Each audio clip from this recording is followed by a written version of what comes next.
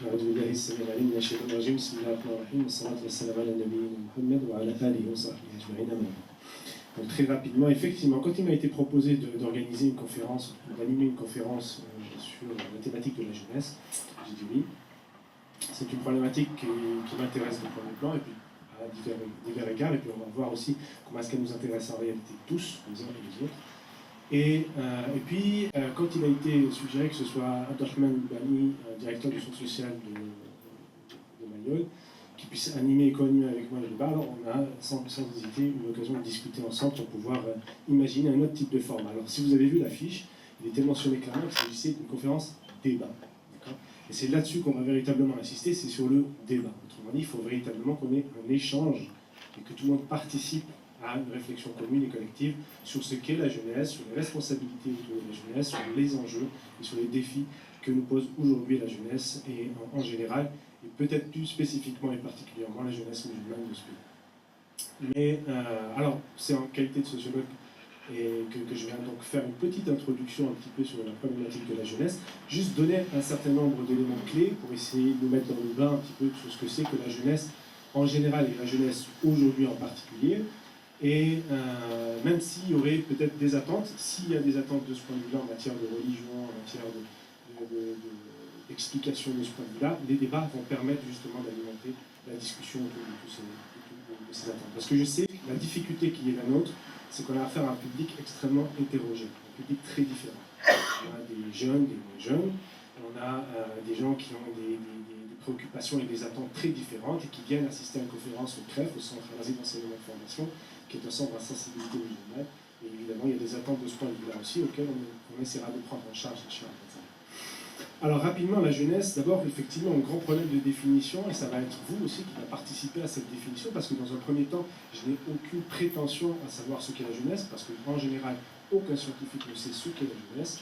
On ne peut pas la définir en tant que telle, mais on en a tous une représentation, une conception très vague et générale et floue, parfois plus ou moins précise, mais en tout état de cause, il y a un grand problème autour de ce qu'est la jeunesse, comment la situer, comment l'appréhender, et forcément, si on n'arrive pas à définir un objet comme la jeunesse, forcément, les problèmes qu'elle rencontre et puis les solutions qu'on veut y trouver sont difficiles. Donc d'abord, il y a différents types de points de vue sur la définition, les définitions et l'appréhension de la jeunesse. Je vais introduire avec ça très rapidement. D'abord, il y a des éléments très objectifs et subjectifs. C'est-à-dire que pour beaucoup de gens, la jeunesse, il y a des choses très réelles, concrètes, précises. C'est un âge précis, c'est des attitudes, des comportements, des pratiques culturelles, etc. C'est quelque chose d'identifiable. Mais pour autant, souvent, on a une conception de la jeunesse qui est très subjective. Alors, je vais distinguer très schématiquement, pour vous donner des éléments pour alimenter le débat tout à l'heure, deux types de grands points de vue. D'abord, le point de vue sociologique et politique de la jeunesse. Qu'est-ce que la jeunesse d'un point de vue sociologique ou d'un point de vue politique au sens général du terme. Et puis, deuxième type de point de vue, c'est le point de vue psychologique et existentiel. Je prends ce terme-là au sens très général, c'est-à-dire existentiel autant d'un point de vue spirituel, la jeunesse, comment la définir comme étape de la vie et quelles est les prédispositions spirituelles et psychologiques que rencontre la jeunesse. Alors, je commencerai par ça, évidemment, puisque force est de constater que la jeunesse, en général, est une étape de la vie, une période de la vie qui est caractérisée par une chose qui est extrêmement importante et que si on ne prend pas en compte en matière d'éducation ou en matière même d'éducation familiale, parentale, etc., si on ne comprend pas cela, on n'arrive pas à situer le jeune et à répondre à ses besoins, à ses attentes et aux difficultés qu'il peut rencontrer. La première caractéristique de la jeunesse, c'est quand même une période de transition, de transformation du corps. Le corps humain est en train de se transformer. Et donc, il va rencontrer un certain nombre de bouleversements, de changements, etc., et de mutations, et qui vont faire en sorte que le jeune rencontre des difficultés particulières. Alors, cette transformation du corps, on peut en retenir trois d'abord.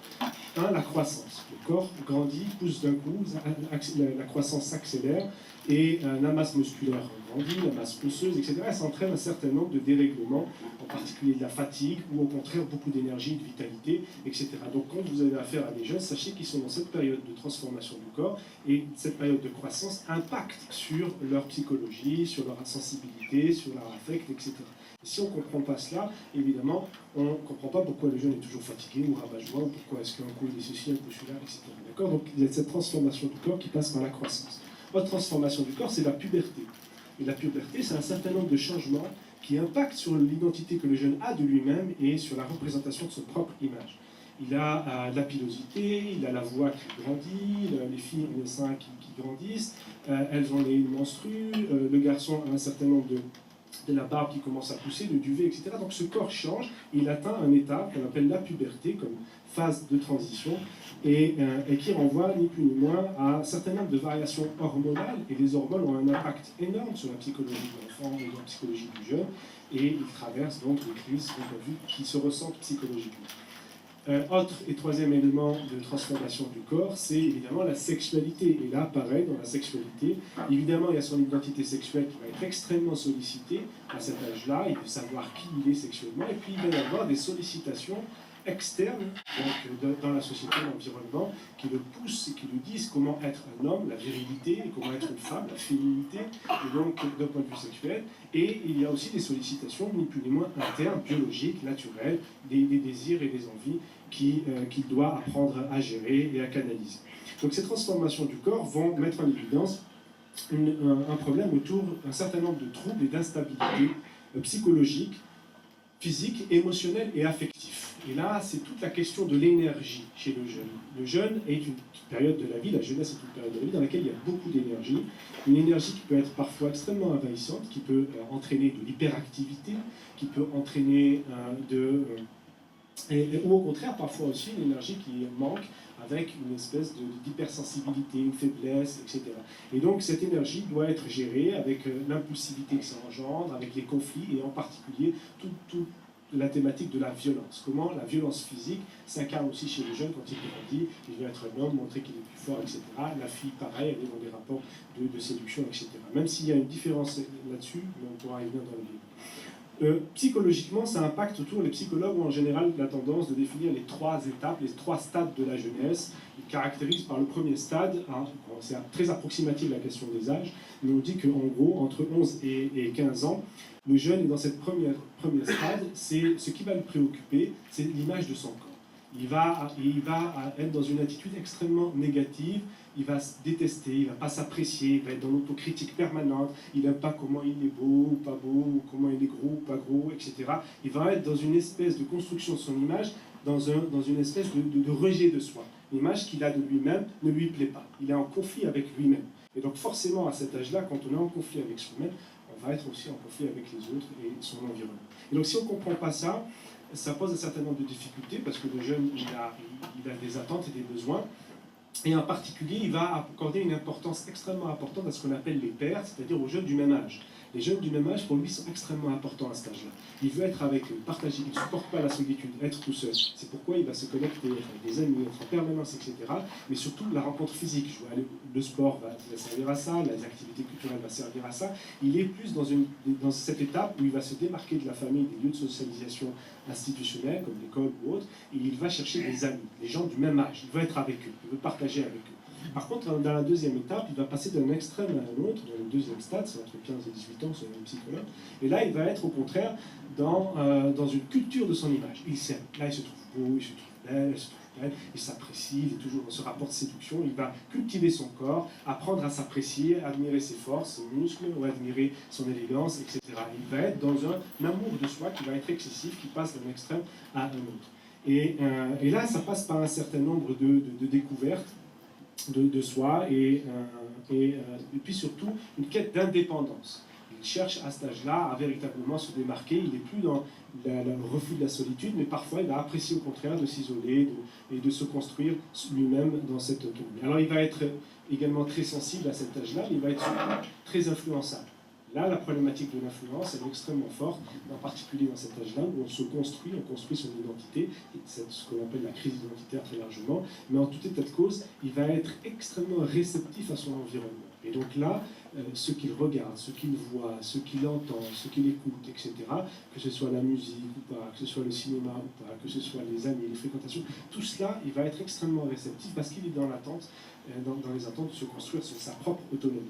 Et les psychologues, par exemple, mettent en évidence que les jeunes aujourd'hui, à l'école élémentaire seulement, primaire, donc, du CP jusqu'au CM2, les enfants ont vu jusqu'à 8000 meurtres au minimum, au bas. 8000 meurtres qu'il voit à travers des cinémas, à travers les jeux vidéo, à travers Internet, etc., les informations et tout cela. Il voit au minimum 8000 personnes mourir et plus de 15 000 agressions physiques, etc. Donc il a une telle réception en fait, de la violence physique qu'il forcément il va être dans des attitudes où cette violence physique est importante. Et puis il se caractérise à cet âge-là, dans ce stade intermédiaire, avec une vulnérabilité, une fragilité psychologique. C'est là où on rencontre beaucoup de suicides chez les jeunes, quand ils sont isolés, parce qu'ils se retirent, etc., dans les lycées ou autres, et tout ça, ou au contraire des tendances à fragilité à la drogue, ou des tendances de ce type, des dérives, des déviances. Dernier stade, enfin, c'est un stade qui varie en gros à partir de 18 ans, parce que socialement, le mineur devient majeur, donc l'État, la société lui reconnaît un certain nombre d'autonomies, de prérogatives, de droits et de devoirs. Et donc, de 18 ans jusqu'à 24 ans, voire jusqu'à 29 ans, des fois ça touche jusqu'à la trentaine, eh bien le jeune, il devient beaucoup plus raisonnable, beaucoup plus flexible, il est beaucoup plus attentionné, il a un sens des responsabilités beaucoup plus aigu, etc. Et donc il va devenir beaucoup moins influent à cet âge-là qu'il n'était auparavant.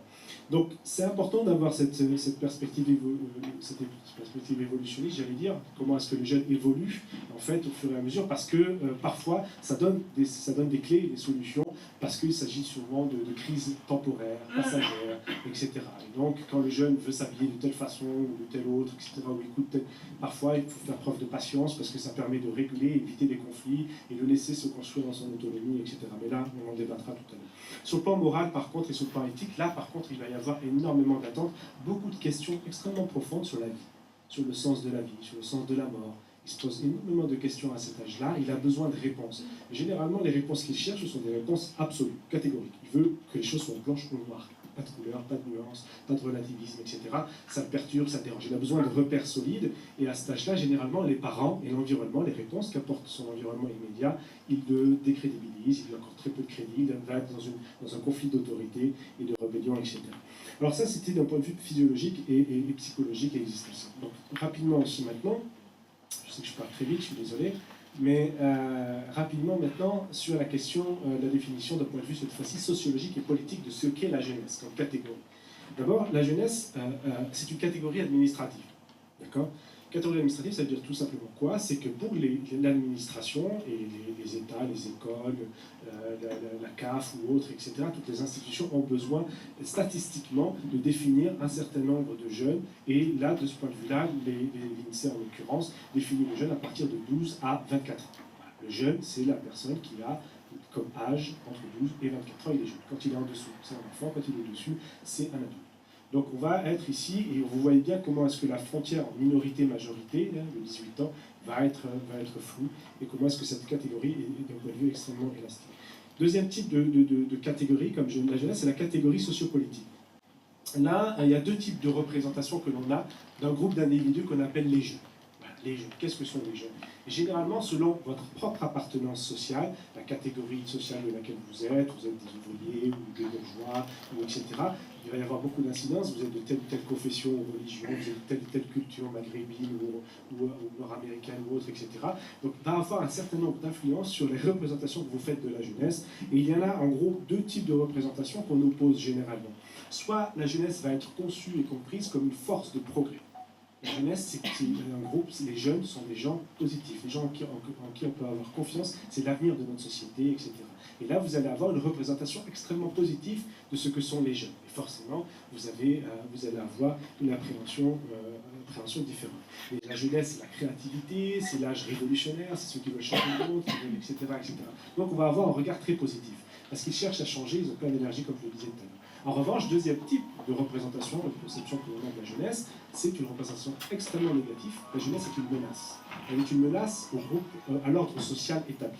Et là, c'est en particulier dans la vision bourgeoise, parce qu'il y a une histoire de la jeunesse. Je vous épargne toute cette histoire de la jeunesse. Ça vient au départ de la bourgeoisie. Seuls les jeunes étaient bourgeois à l'époque, etc.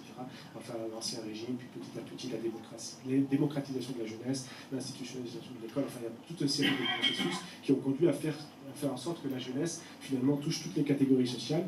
Et en particulier, quand on parle dans les médias de bandes de jeunes, et aujourd'hui, plus spécifiquement depuis quelques décennies, quand on dit les jeunes des quartiers populaires, les jeunes des cités, les jeunes, etc. Vous avez toute une série d'images, d'imaginaires. Parfois, il suffit juste de dire le jeune.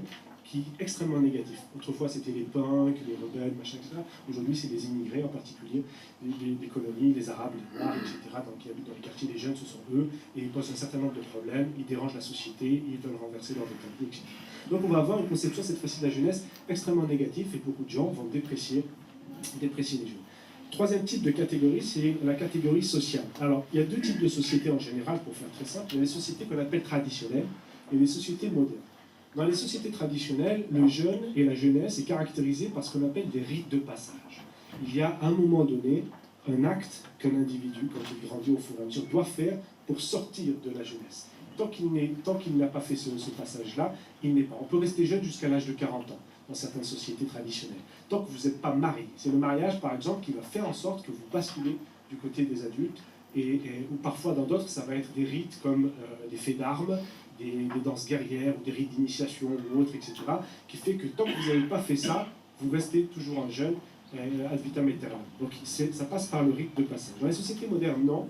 C'est une période de socialisation qui a trois caractéristiques majeures. D'abord, je l'ai dit tout à l'heure à travers l'histoire, c'est important d'avoir ce regard-là, c'est l'État.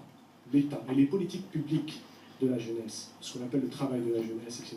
Donc ces politiques publiques, elles vont focaliser, après, je vous passe toute l'histoire, je vous le dis, elles vont focaliser sur la socialisation à partir de l'insertion de l'individu.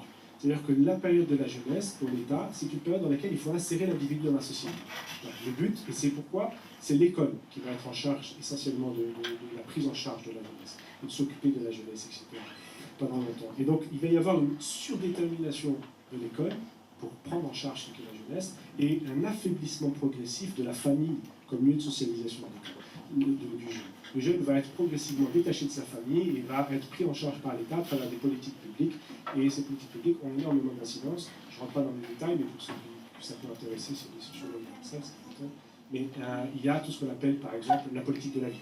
La politique de la ville, c'est un certain nombre de programmes, etc., qui sont déroulés pour prendre en charge un certain nombre de populations, et en particulier les jeunes, où on les oriente aussi à travers leur insertion professionnelle.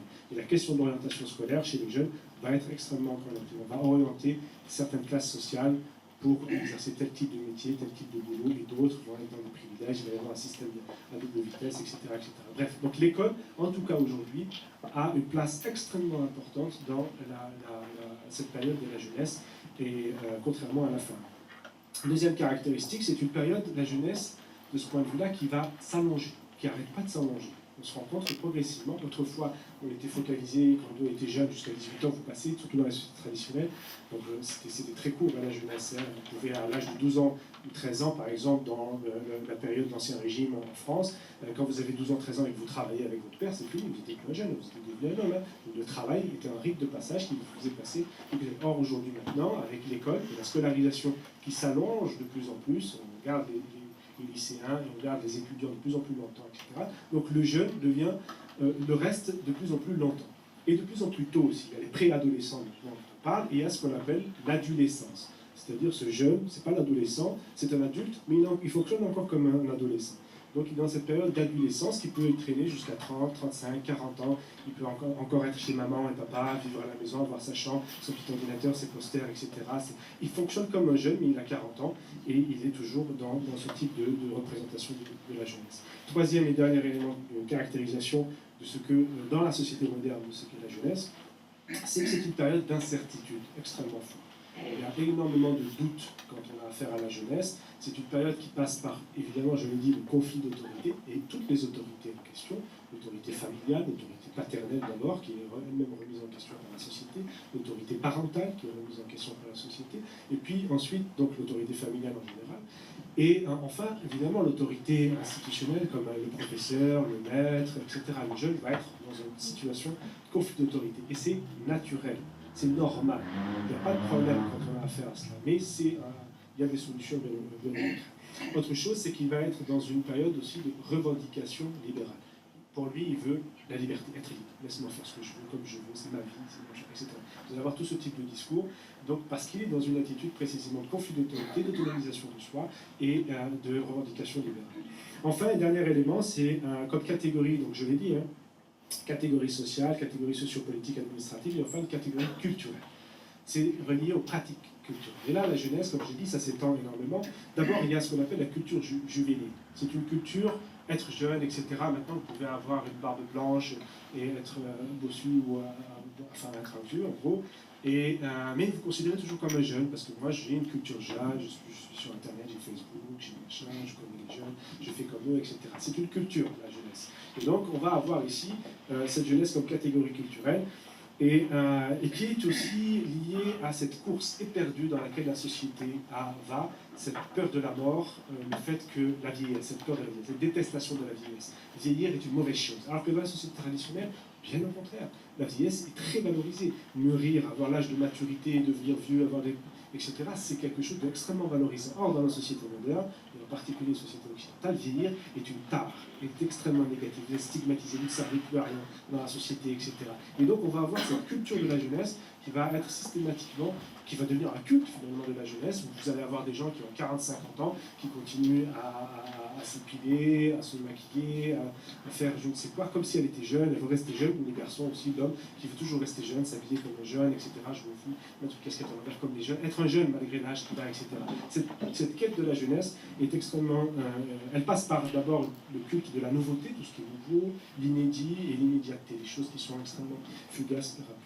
Et ça crée donc forcément une espèce de clivage intergénérationnel qui est dilué, qui disparaît. Finalement, il n'y a plus véritablement d'âge pour être jeune. Il y a un adage qui dit clairement, et je finirai par ça parce que je crois avoir pris beaucoup de temps, qui dit clairement qu'il n'y a pas d'âge pour être jeune.